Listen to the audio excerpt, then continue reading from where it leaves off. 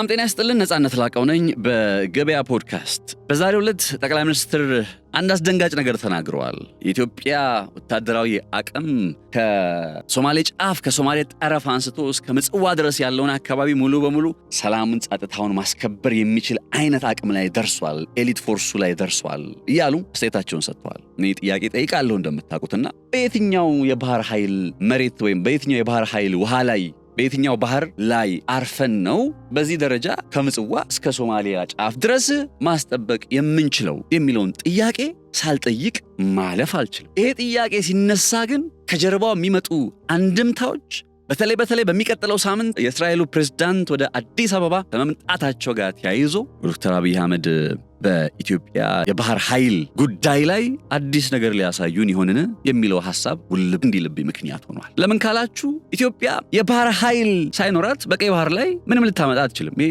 ያን ሲደመር አንድ ጉዳይ ነው። ነገር ግን ደግሞ በባህር ኃይል በኩል ባለፉት በርካታ ዓመታት ያየናቸው ለውጦች ፈረንሳይና ሩሲያ ጭምር እስኪተባበሩን ድረስ በጣም አስገራሚ ለውጦችን አይተናል። ስልጠና እየተሰጠ ነው። ባለሙያዎች እየበቁ ነው። ቴክኖሎጂዎችን እየያዝን ነው። እንመለከተዋለን በዝርዝር በኋላ። የሚቀረው ምንድን ነው? ውሃው ነው የሚቀረው። ማረፊያው የባህር ኃይሉ ማረፊያ ውሃ ነው የሚቀረው። ታዲያ በዚህ ቀጠና ተስፋ አለ ሲባል የኢትዮጵያን የባህር ኃይል በማስፈረር ረገድ ተስፋው የት ነው ያለው? በሶማሌላንድ። ያችን ስምምነት አትርሱ፣ ኤምኦዩዋን የመግባቢያ ሰነዷን። ታዲያ እስራኤሉ ፕሬዝዳንት ወደ አዲስ አበባ ሲመጡ በሶማሌላንድ በኩል ሐሳብ ይዞ ይመጡ ይሆን የሚለው ጉዳይ እጅግ በጣም ተጠባቂ የመጪው ሳምንት ጉዳይ ነው። ስለዚህ በእነዚህ አሁን ባነሳውላችሁ ነጥቦች ማዕቀፍ ውስጥ ሐሳቡን እያነሳን በመጨረሻም በቱርክና በእስራኤል መካከል ያለው መገዳደር እንዴት ሌላኛው ገፊ ምክንያት እንደሆነ እየዘረዘርን አብረን ቆይታ እናደርጋለን። አብራችሁ እንድትሆኑ በአክብሮት ጋብዛለሁኝ። መልካም ቆይታ ይሆንላችሁ። ከአዲሱ ቤተ መንግስት በቅርብ ርቀት ላይ በምትገኘው ብሪቲሽ ኤምባሲ አጠገብ ለቤት ፈላጊዎች መልካም ዕድል ከ980 ሺህ ብር ጀምሮ የቤት ባለቤት የሚሆኑበትን ዕድል አመቻችተን ጥቂት ቀናትንና ጥቂት ደንበኞችን ብቻ እየጠበቅን እንገኛለን። ምን ይሄ ብቻ!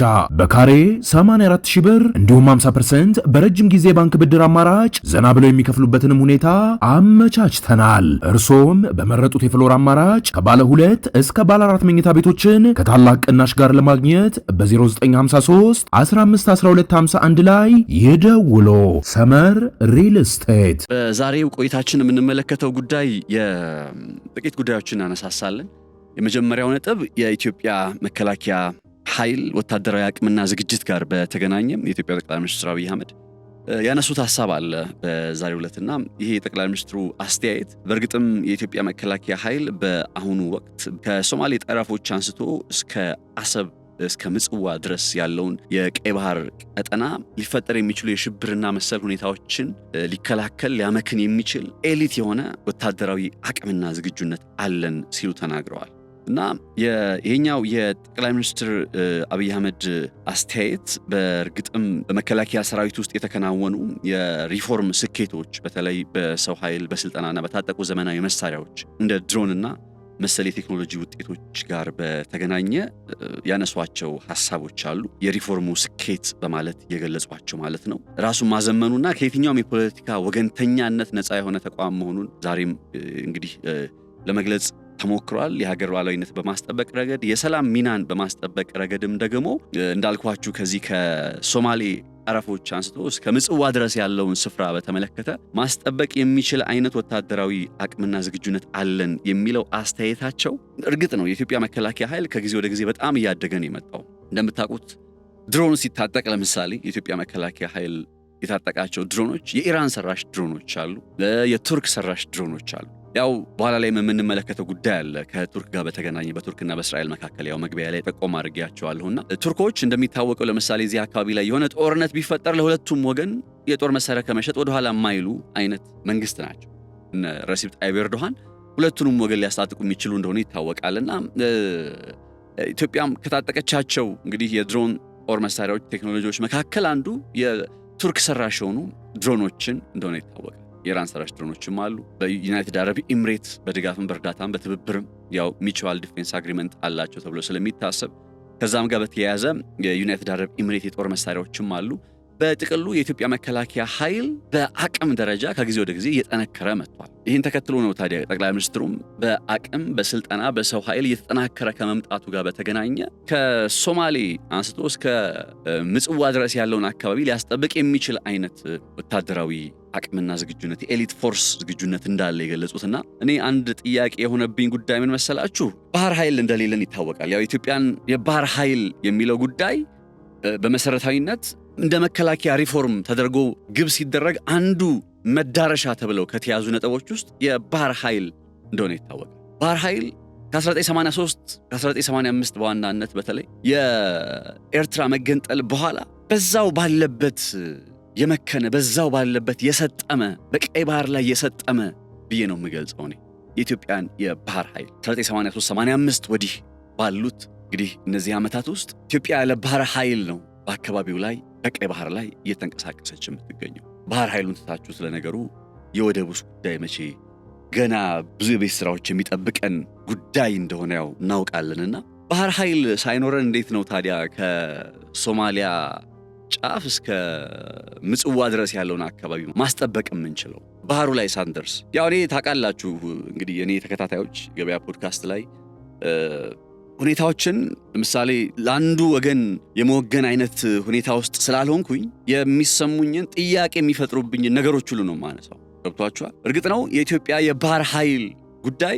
ከፈረንሳዮች ጋር በተገናኘ ማለት ፈረንሳዮች በድብቅ አንዱ ከኢትዮጵያ ጋር በመተባበር እየሰሩ ነው ከሚባለው ነጥብ ውስጥ መካከል አንዱ ይሄ የኢትዮጵያን የባህር ኃይል ድጋሚ ወደ ቀይ ባህር የመመለስ አይነት ፍላጎት ነው እንደምታውቁትና የኢትዮጵያን የባህር ኃይል ወደ ቀይ ባህር በመመለስ ረገድ ያው አደረጃጀቱን ወይም ይሄ በተቋማዊ በሆነ መልኩ የተከናወኑ ነገሮች አሉ አይደል? ምናቃቸው የኢትዮጵያ የባህር ኃይል አስፈላጊነቱ ላይ ታምኖበት መንግስት ኢትዮጵያ በዓለም ላይ በህዝብ ብዛት ቀዳሚ ከሚባሉት ሀገራት መካከል እንደሆነች በመግለጽ በቃ የባህር በርን ጉዳይ አብሮ ሲነሳ የባህር ኃይል ጉዳይም እንዲሁ አብሮ ይነሳል።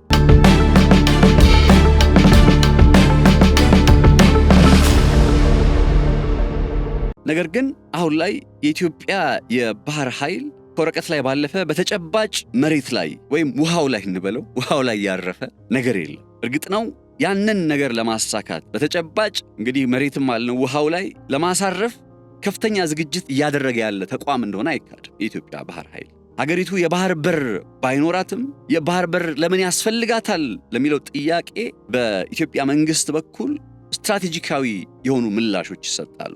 የመጀመሪያው የባህር ኃይሉን ወቅታዊ ሁኔታ ለምሳሌ የኢትዮጵያን የባህር ኃይል ወቅታዊ ሁኔታ ብንገልጸው አሁን ላይ ያለው የኢትዮጵያ የባህር ኃይል ወቅታዊ ሁኔታ ቢገለጽ ኢትዮጵያ ካለፉት ጥቂት ዓመታት ጀምሮ የባህር ኃይል አባላትን በማሰልጠን ላይ ትገኛል። ሰው ኃይል በሚባለው ደረጃና እንዲያውም ዋና መቀመጫው ቢሸፍቱ አካባቢ ነው አለ ሲባል የሰማው።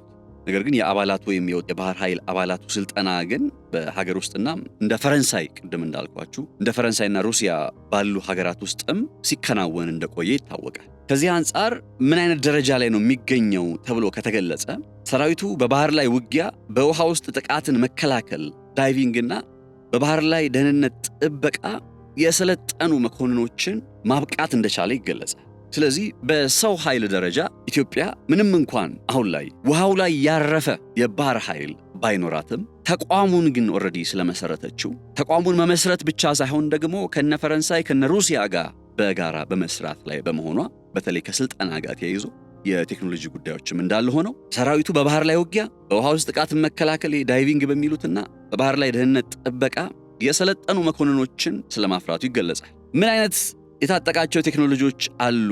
የቴክኖሎጂ አቅሙ እንዴት ይገለጻል ከተባለ ደግሞ ጠቅላይ ሚኒስትር አብይ አህመድ ከሰሞኑ ለመከላከያ ሰራዊቱ ባደረጉት ንግግር ላይ ያው እንደሰማነው በግልጽ ማለት ነው የባህር ኃይሉ ዘመናዊ ትጥቆችን እየታጠቀ መሆኑን ጠቁመዋል። ይህም በተለይ ፈጣን የጥቃት ጀልባዎች የሚባሉ አሉ።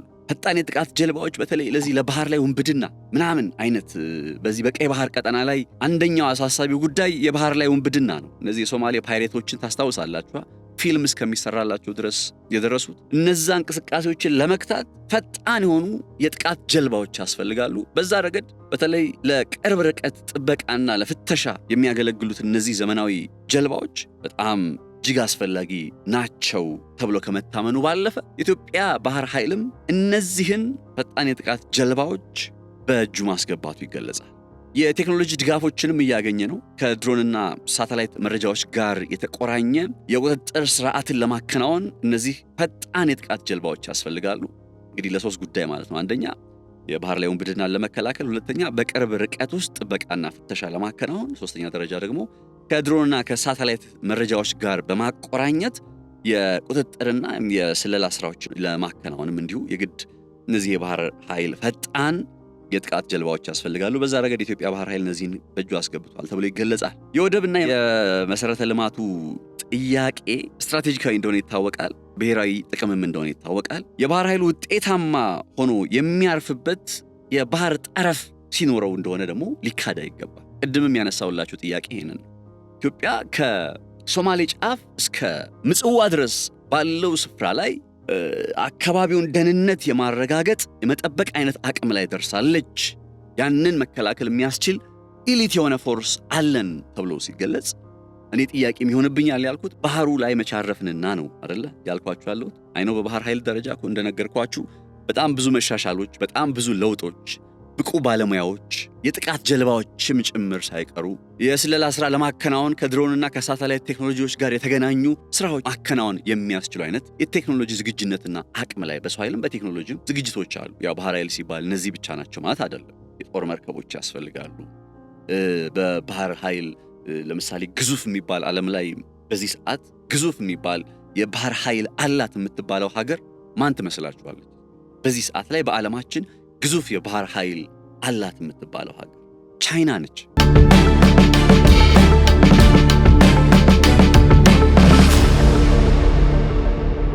በጣም አስገራሚ የሆኑ ፋክቶች አሉ ከቻይናና የአሜሪካ የባህር ኃይል ንጽጽርም በተመለከተ። ቆይ ትንሽ የኛውን ጉዳይ ልቋጨውና ነግራችኋለሁ። እያወራንበት ካለው ርዕሰ ጉዳይ እንዳንወጣ ስለፈለኩኝ ነው የቻይናን ጉዳይ ሆልድ ለማድረግ የፈለኩትና የኢትዮጵያ ያው ይህንን የባህር ኃይሏን በየትኛው የባህር ጠረፍ ላይ ስታስቀምጠው ወይም በአንደኛው የባህር ጠረፍ ላይ ስታስቀምጠው ውጤታማነቱ አሁን ከምንለው በላይ በጣም ከፍ ያለ ደረጃ ላይ ይደርሳል። ይህንን ለማድረግ የባህር ኃይልን ለማስፈር መንግስት የተለያዩ አማራጮችን እየተጠቀመ እየሞከረ እንደሆነ ይታወቃል። ከነዛ መካከል ነው እንግዲህ የሶማሌላንዱ ስምምነት MOU ታሳቢ የሚደረገው የባህር ኃይል መሰረተ ልማትን እስከ መገንባት የባህር ኃይል ናቫል ፎርስ የሚባለው ማለት እሱን ለመገንባት የሚያስችል አይነት ስምምነት ከሶማሌላንድ ጋር አድርገህ እንደነበር አይዘነጋ።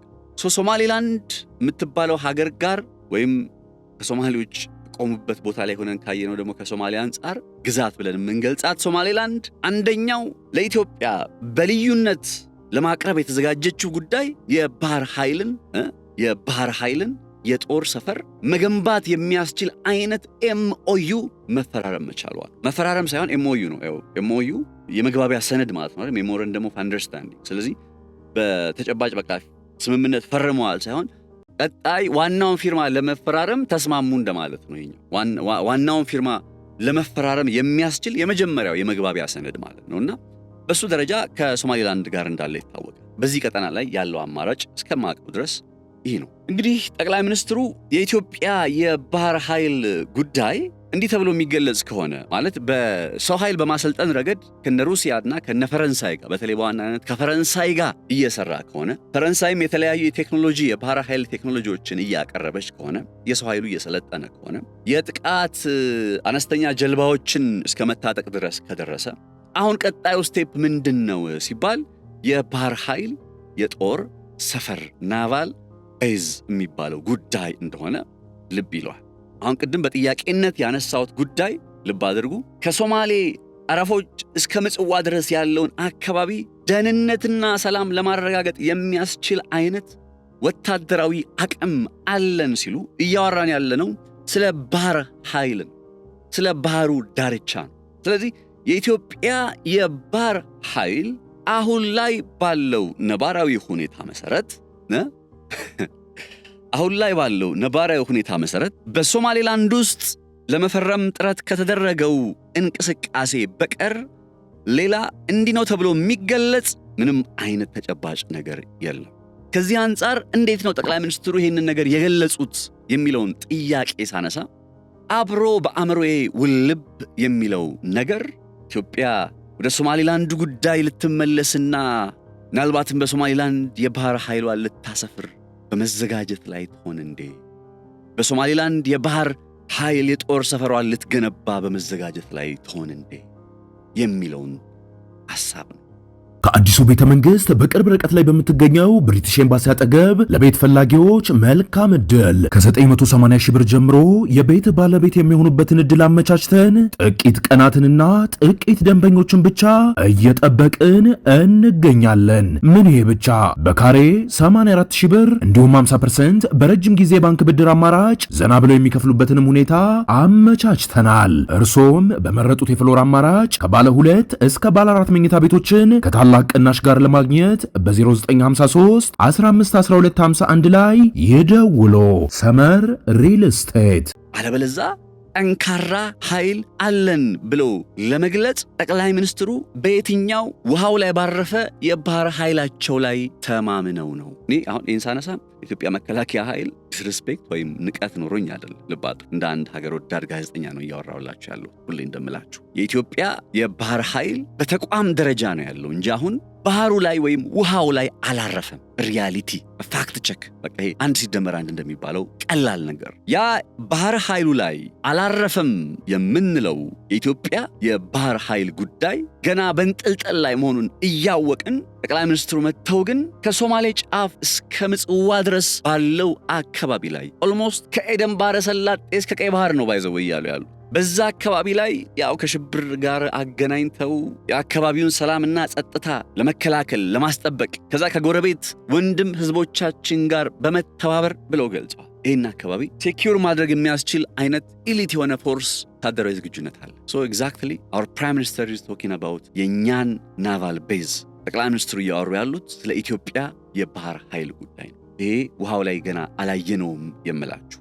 በዚህ ደረጃ ጠቅላይ ሚኒስትሩ በኮንፊደንስ ወደ መናገር ከመጡ አንድ የሚያሳየው ነገር በእርግጥም ኢትዮጵያ በሶማሊላንድ በኩል ስለሆነ የባህር ኃይል ለማስፈር የሚያስችል አይነት ተስፋ ተገኝቶ የነበረው በዚህ ስፍራ ወይም በዚህ ኤምኦዩ ላይ ሊገፉበት ሊቀጥሉበት እየተዘጋጁ ይሆንን የሚል አይነት ሐሳብ ውስጤ ላይ በጥያቄ መልክ እንዲፈጠር ምክንያት ሆኗል። ይህን ሐሳብ የሚያጠናክርልኝ ሌላ ጉዳይ በሚቀጥለው ሳምንት ወደ አዲስ አበባ የሚመጡት የእስራኤሉ ፕሬዝዳንት ኢሳቅ ሄርዞግ እኔ የእስራኤል ፕሬዝዳንት አንዱ እንግዲህ አመጣጣቸውንም ያው ካስተዋል ነው እኮ የቱርኩ ፕሬዝዳንት ረሲብ ጣይብ ኤርዶሃን እንዲያውም ባለፈው የገለጽኩበት አንድ መንገድ አለ።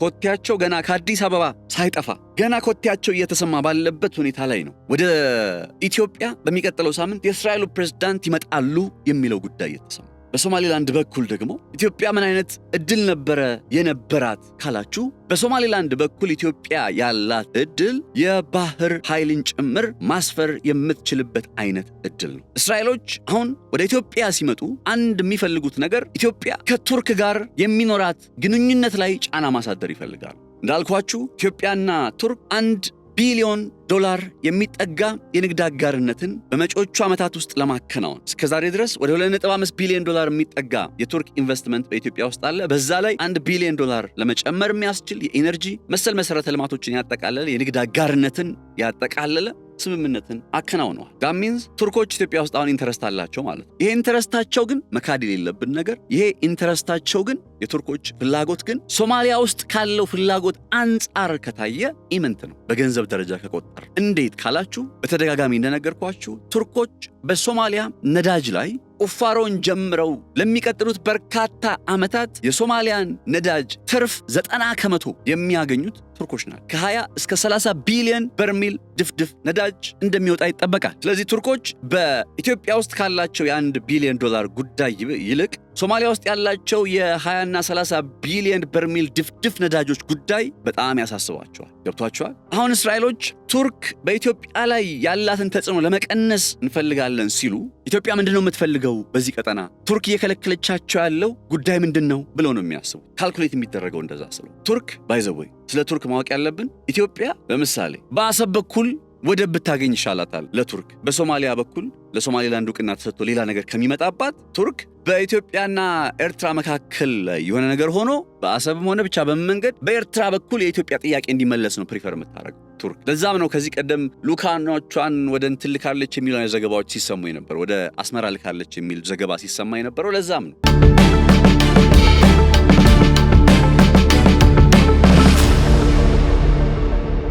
እስራኤልስ ደግሞ ቱርክ ኢትዮጵያን ምን ነፈገቻት ወይም ኢትዮጵያን ለመንፈግ ኢትዮጵያ እንድታደርገው የማትፈልገው ነገር የትኛው ነው ብለው ሲያስቡ አንዱ የሚመለከቱት ጉዳይ የባህር ኃይል ጉዳይ ነው። ምክንያቱም ኢትዮጵያ ተስፋ ያገኘችው የባህር ኃይልን ጉዳይ በተመለከተ ተስፋ ያገኘችው በሶማሌላንድ በኩል ነው። ቱርኮች ይህን ጉዳይ እንደ ስጋት ሲመለከቱ፣ እስራኤሎች ደግሞ የኢትዮጵያን የባህር ኃይል ጉዳይ እንደ እድል ይመለከታሉ። ለምን ካላችሁ የኢትዮጵያ የባህር ኃይል ጥያቄና አካሄድ ተስፋ አለው ከተባለ ተጨባጭ በሆነ መልኩ በሶማሌላንድ በኩል በሐርጌሳ በኩል ነው መንገድ ያለው። ስለዚህ የእስራኤሉ ፕሬዝዳንት ወደ አዲስ አበባ በሚቀጥለው ሳምንት ሲመጡ ከሰኞ ጀምሮ ባሉት ውስጥ ማለት ነው ከነገ ጀምሮ ወደ ኢትዮጵያ ሲመጡ አንዱ ኢትዮጵያን በጎናቸው አድርገው ለመቀጠል በማድረግ ሂደት ውስጥ ኦፈር ሊያደርጉ የሚችለው ጉዳይ የኢትዮጵያ የባህር ኃይል ጉዳይ። ጠቅላይ ሚኒስትሩም አሁን እዚህ ጋር ነው ነገሩ ዶቱ የሚገጣጠምብኝ። ጠቅላይ ሚኒስትሩም በዛሬው ዕለት የኢትዮጵያ የባህር ኃይል የሚመለከት የኢትዮጵያ ወታደራዊ ዝግጅት ከሶማሌ ጫፍ እስከ ምጽዋ ድረስ ያለውን ስፍራ ከወንድሞች ህዝቦች ጋር በመከባበር በጋራ በመሆን መጠበቅ የሚችል አቅም አለው በማለት በቀጥታ የባህር ኃይልን ታሳቢ ያደረገ ነገር ሲናገሩ፣ ከዛስ እኔ ደግሞ ያን ጥያቄ ስጠይቅ እንዲህ በየትኛው ቦታ ላይ በየትኛው ውሃ ላይ የባህር ኃይላችን አርፎ ነው ሲባል ምንድነው የምትሉት እናንተ? በሶማሌላንድ ነው። ምክንያቱም በሶማሌላንድ አይደል የሆነ ኤምኦዩ የተፈረመው በ50 ዓመታት በሊዝ የሚቆይ ኤምኦዩ የተፈረመው በሶማሌላንድ ነው። ከሶማሌላንድ ጀርባ ማን አለ? እስራኤል። ዩ ሲ ሃው ዘ ዶትስ እርስ በርሳቸው እየተገናኙ የሆነ ፒክቸር እንደሚሰጡ እና የአሁኑ በዛሬው ዕለት ኢትዮጵያው ጠቅላይ ሚኒስትር አብይ አህመድ ባህር ኃይል ጉዳይ ላይ የሰነዘሩት አስተያየት በሚቀጥለው ሳምንት የእስራኤሉ ፕሬዝዳንት ወደ አዲስ አበባ መጥተው ከሚኖራቸው ቆይታ ጋር ቀጥተኛ የሆነ ግንኙነት የሚኖረው ይመስለኛል። ሰርፕራይዝ በመጠባበቅ ላይ ይገኛሉ። ሁላችሁ ፈልጌ ነው። በሌላ ቋንቋ የሆነ ሰርፕራይዝ በመጠባበቅ ላይ ይገኛሉ። እንዳልኳችሁ ሁልጊዜ እኛ ሚናችን ምንድን ነው? ጥቅማችን ይከበር፣ ጥቅማችንን የሚያስከብር ነገር ይደረግ ነው አይደለ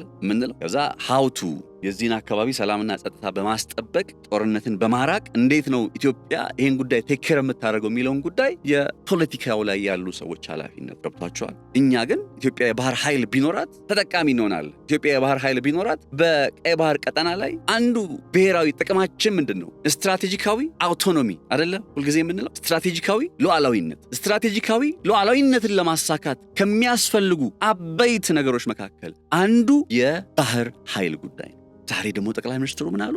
ከሶማሌ እስከ ምጽዋ መጠበቅ የሚችል ኤሊት ፎርስ ገንብተናል። የኢትዮጵያ የባህር ኃይል ከጀርባው አሁን እነማንን ሊያሰልፍ ይችላል ማለት ነው ሲባል እዚህ ቀደም ፈረንሳይን፣ ሩሲያን በተወሰነ መልኩ እናነሳ እንደነበረው አሁን ደግሞ እስራኤል የምትባለዋን መካከለኛው ምስራቅ ተጽዕኖ ፈጣሪ ሀገር ከጀርባው ሊያሰልፍ የሚችልበት እድል እየተስተዋለ ያለ ይመስላል።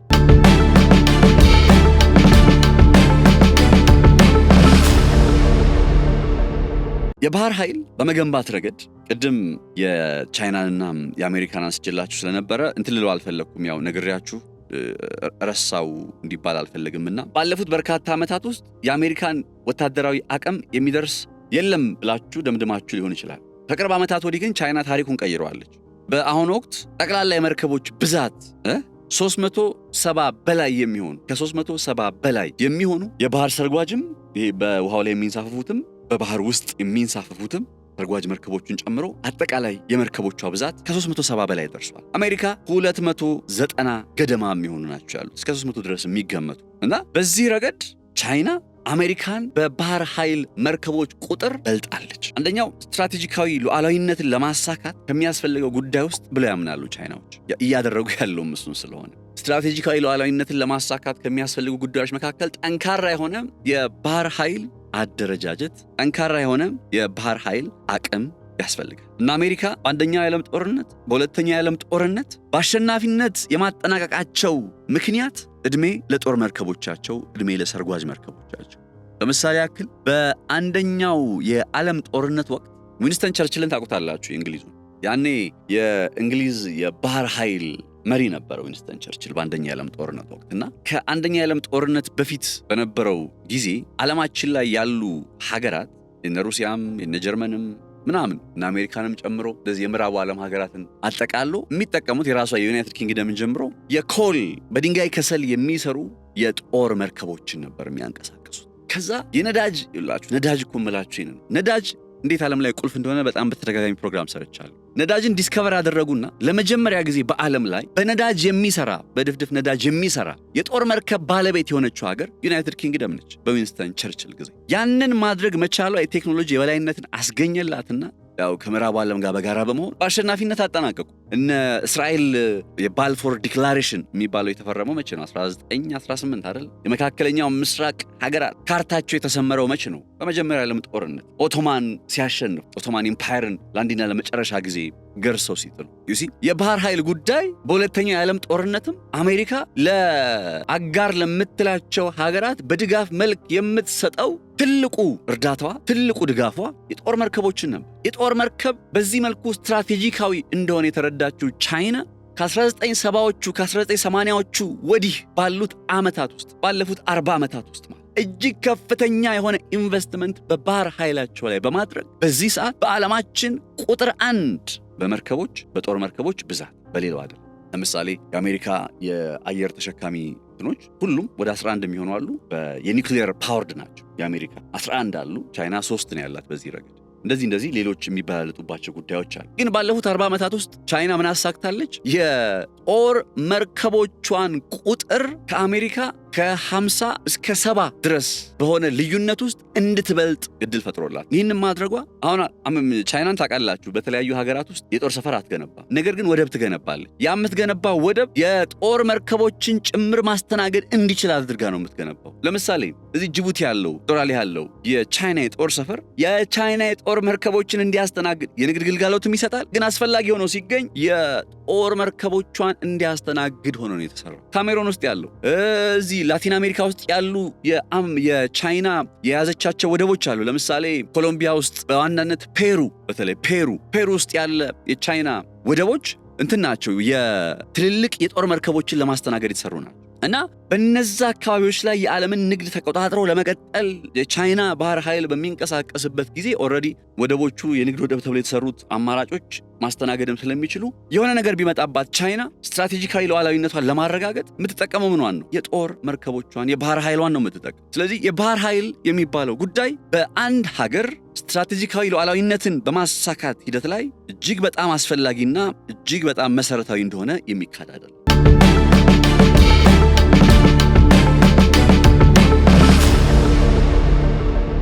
ከዚህ አንጻር የኢትዮጵያ መንግስትም ይሄንን ተረድቷል። የባህር ኃይል ያስፈልገኛል የሚለው ላይ የአቋም ችግር የለም። ከአቋም ባለፈ ስልጠና እየሰጠ ነው ከነ ፈረንሳይ ከነ ሩሲያ ጋር በመተባበር ኦልሬዲ ቴክኖሎጂዎች ዝግጅቶቹ እየተመለከትን ነው። አሁንም ግን ምን ይቀራል? ማረፊያ የሆነ የውሃ ክፍል ያስፈልጋል። በዛ ረገድ ነው እንግዲህ እስራኤሎች አዲስ ነገር ይዘው ለመምጣት በመዘጋጀት ላይ ነው የሚሉ አይነት አንድምታዎች እንዲደመጡ ምክንያት ይሆነው ይመጣሉና ያያቸዋለን። አሁን ከቀናት በኋላ የእስራኤሉ ፕሬዝዳንት እዚህ አዲስ አበባ ይመጣሉ። የኤርዶሃንን ተጽዕኖ እንዴት ነው የምከላከለው ሲሉ አንዱ ስትራቴጂው ይሄ ነው። እንደምታውቁት እስራኤል ሶማሌላንድ ውስጥ ስትመጣ ሶማሌላንድ ዕውቅና ስትሰጥ በሶማሌላንድ የጦር ሰፈር ስለመገንባት አስባለች የሚለው ጉዳይ እችም አዲስ አይደለም፣ ያለ እንግዲህ በደንብ የምናውቀው ነገር ነው። እና ይሄ የሶማሌላንድ ምን አይነት የጦር ሰፈር ነው ለመገንባት የተዘጋጀች ያለችው ከተባለ የእስራኤል ዝግጁነት ምን አይነት ነው ከተባለ በጣም በሚገርማችሁ ሁኔታ የእስራኤል ዝግጁነት የአየር ኃይል በመገንባት ላይ ያነጣጠረ ነው። እዚህ መታ እስራኤል ሶማሌላንድ መታ የባህር ኃይል የመገንባት አይነት እቅድ የላት። ያን አይነት እቅድ የላትም ማለት ደግሞ በሌላ ቋንቋ እዚህ ቦታ ላይ የባህር ኃይል ያስፈልጋታል ወይም የባህር ኃይል አያስፈልጋትም ማለት አይደለም። እስራኤል ሶማሌላንድ መታ አየር ኃይሏን የሚያስተናግድ በባርበራ ኤርፖርት አካባቢ ላይ እያከናወነች ያለው የማስፋፊያ ስራ እንዳለ ከዚህ በፊት በዘገባ ተነስቶ እኔም ሐሳቦችን አቅርቤበታለሁ፣ መረጃውን ነግሬያችኋለሁ። እና የአየር ኃይሏን ከሆነ የምትፈልገው እና የባህር ኃይልስ ጉዳይ ብላ ስታስብ አሁን አይኖቿ ደማል ሊመጣ ነው ማለት ነው ወደ ኢትዮጵያ። እንዳልኳችሁ ነው ጠቅላይ ሚኒስትሩ ያለ ምክንያት እንዴት እንደው ዝም ብለው ከመሬት ተነስቶ ምንም በሌለበት በጣም ጠንካራ የሆነ አቅም አለን ከሶማሌ ጫፍ እስከ ምጽዋ ድረስ መጠበቅ የሚችል ብለው እንዴት ሊናገሩ ይችላሉ?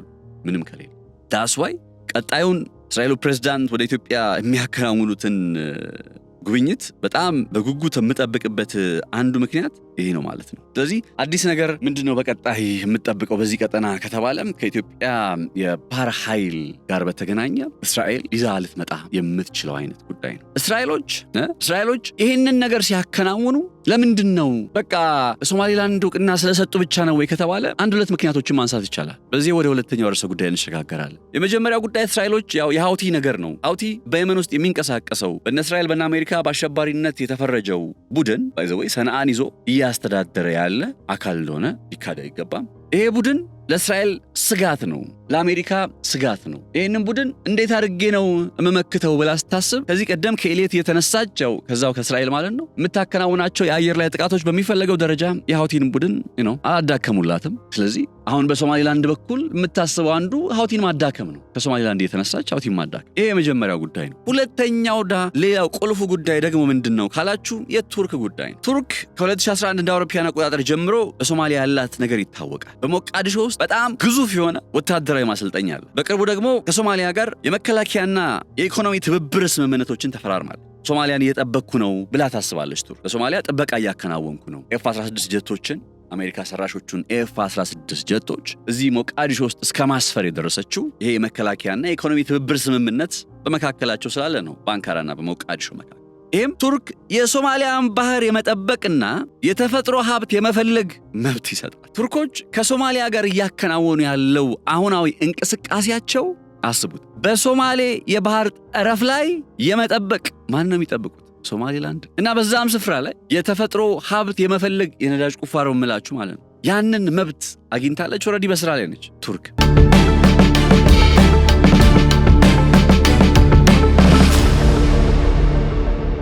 ቱርክ ኢትዮጵያ ውስጥ በጣም ይሄ ባይራካታር ቲቢ2 እየተባለ የሚጠራ የድሮን ቴክኖሎጂ በግዥም በድጋፍም በማከናወን ከአዲስ አበባ ጋር ጠንከር የሚል አጋርነት ለመጀመር ወይም ጠንከር የሚል ትብብር ለማስቀጠል በጥረት ላይ ነው የምትገኘው። እስራኤል እነዚህን ሁለት ጉዳዮች ስትመለከት በዚህ የአፍሪካ ቀንድና የቀይ ባህር ቀጠና ላይ የቱርክን ተጽዕኖ ስትመለከት ዝም ብላ መቀመጥ አትችልም። ባይ ዲፎልት ዝም ብላ መቀመጥ አትችልም። እና ምን አይነት ትርክት ጀምረዋል መሰላችሁ? ቱርክ ይላሉ እስራኤላውያን። አንድ የእስራኤል የቀድሞ ጠቅላይ ሚኒስትር ናታሊም በፍኔት እንደዚህ የሚባል እኔ ስም ምናምን ላይ ችግር አለብኝ በነገራችሁ ላይ ይቅርታ። እሳቸው ምን ሲሉ ሰማኋቸው? ቱርክ አሉ አዲሲቷ ኢራን ነች። ያው በእስራኤልና በኢራን መካከል ምን አይነት ውጥረት እንዳለ ባለፉት ጊዜያት በምን አይነት ጦርነት ውስጥ እንደነበሩ እንዴት ሲደባደቡ በቃ እንዴት የተኩስ ልውውጥ ሲያከናውኑ ጦርነታቸውን በደንብ አይተናል። አሁን እስራኤሎች ቱርክን በተመለከተ ምን አይነት አቋም ነው ይዘው እየመጡ ያሉት? ቱርክ አዲሲቷ ኢራን ነች። ምን ማለት ነው? ከዚህ ቀደም በመካከለኛው ምስራቅ የሚያሰጋን የሚያስጨንቀን ኃይል የኢራን ወታደራዊ ኃይል ነው፣ የኢራን የኒውክሌር ጦር መሳሪያ ነው የሚለውን ነገር በማንሳት ያው ኢራን እንደምታዩት ሆናለች። ቀጣዩ ትኩረት ቱርክ ሆናለች።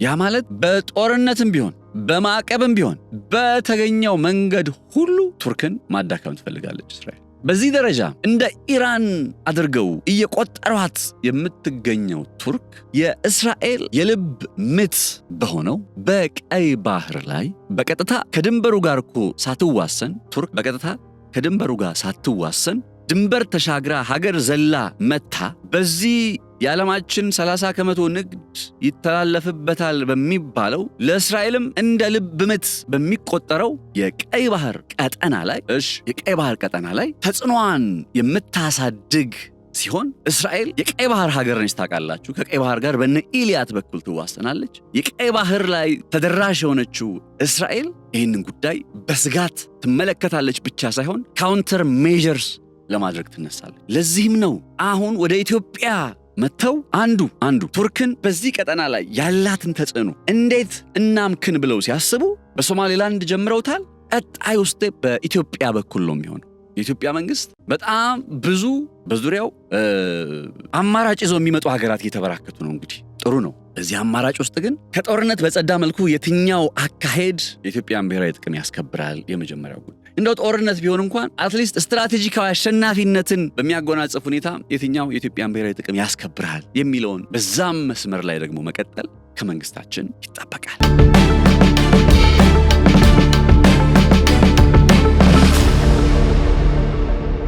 ይሄኛው ጉዳይ ዛሬ በስፋት እንድንመለከት የወደድኩት ጉዳይ ነው። አይሆፕ በቆይታችሁ ጥሩ ግንዛቤ ጥሩ መረዳትን ጥሩ መረጃን እንዳገኛችሁ ተማመናለሁ። ሐሳብ አስተያየቶቻችሁን በኮሜንት መስጫው ላይ ያስቀምጡልን። በቀጣይ ስንመለስ እንዲሁ ሌሎች አዳዲስ ወቅታዊና አሁናዊ መረጃዎችን በማጠቃለል ወደ እናንተ መምጣታችንን እንቀጥላለን። ነጻነት ላቀው ነበርኩኝ። በገበያ ፖድካስት አብራችሁ ስለነበራችሁ ልባዊ ምስጋናዬ በያላችሁበት ይድረስ። መልካም ምሽት ይሁንላችሁ። ከአዲሱ ቤተ መንግስት በቅርብ ርቀት ላይ በምትገኘው ብሪቲሽ ኤምባሲ አጠገብ ለቤት ፈላጊዎች መልካም ዕድል ከ980 ሺህ ብር ጀምሮ የቤት ባለቤት የሚሆኑበትን ዕድል አመቻችተን ጥቂት ቀናትንና ጥቂት ደንበኞችን ብቻ እየጠበቅን እንገኛለን። ምን ይሄ ብቻ! በካሬ 84 ሺህ ብር እንዲሁም 50% በረጅም ጊዜ ባንክ ብድር አማራጭ ዘና ብለው የሚከፍሉበትንም ሁኔታ አመቻችተናል። እርሶም በመረጡት የፍሎር አማራጭ ከባለ 2 እስከ ባለ 4 መኝታ ቤቶችን ታላቅ ቅናሽ ጋር ለማግኘት በ0953 15 12 51 ላይ ይደውሉ። ሰመር ሪል ስቴት